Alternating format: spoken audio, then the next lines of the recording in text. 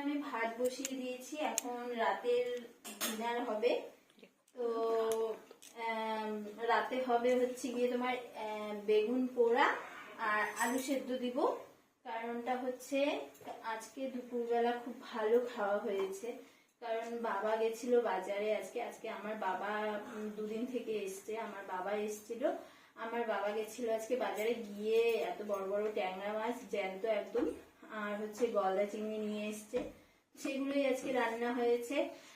ট্যাংরা মাছের কারি আর হচ্ছে গলদা চিংড়ি আলু দিয়ে, ছোট ছোট আলু দিয়ে রসানো মতো করা হয়েছে। তো সেটা, আর তোমরা কি চেনো বথুয়া শাক, যেটাকে বলে, খুব সুন্দর শাক, মানে এত টেস্টি হয়।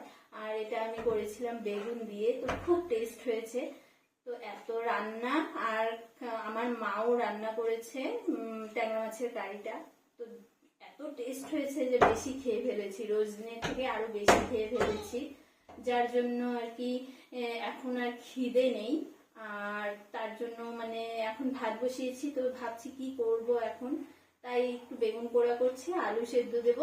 আর হচ্ছে আরেকটা কথা না বললেই নয়, একটা দুঃখজনক কথা আছে, যেটা হচ্ছে আমার শাশুড়ি মা এখন নার্সিংহোমে ভর্তি।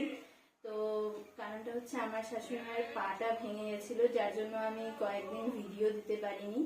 আর হচ্ছে কালকে ওটি করা হয়েছে, ওটি একদম সাকসেসফুল হয়েছে, খুব ভালো আছে, এখন ব্যথাও কমে গেছে, ভালো আছে, যার জন্য এখন মনটা আমারও খুব ভালো আছে, যার জন্য এই ভিডিওটা করা।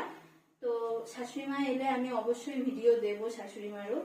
তো আমার শাশুড়ি মা এমনিতে বেগুন পোড়া পছন্দ করেন না, তাই ভাবছি যে শাশুড়ি মা আসার আগে আগে আমি বেগুন পোড়াটা খেয়ে নিই, তাই আজকে রাতের বেগুন পোড়াও হচ্ছে আর আলু সেদ্ধ হচ্ছে, তো সেটাই আজকে খাওয়ার।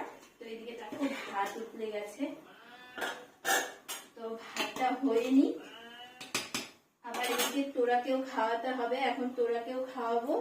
আর ওর বাবাও চলে এসছে, ওর বাবা এই কয়েকদিন মানে খুব দৌড়াদৌড়ি, খুব সবারই একটা টায়ার্ড ব্যাপার আছে না, সবারই মানে খুব টায়ার্ড হয়ে গেছে, মা তো, যার জন্য ওরও খাবার দাবার সেরকম ভালো হয়নি, তো ওর খাবারটা আছে, তো ওটাও দেব। তো এদিকে হয়নি, তারপরে ওকেও দিয়ে দেব, আর এদিকে তোরাকেও খাইয়ে ঘুম পাড়িয়ে দেবো, ওরও ঘুম পেয়েছে, ওর বাবার সাথে এখন খেলছে। তো ঠিক আছে, এইটুকুই জানার ছিল আজকে, তো ঠিক আছে, আবার পরে আসছি।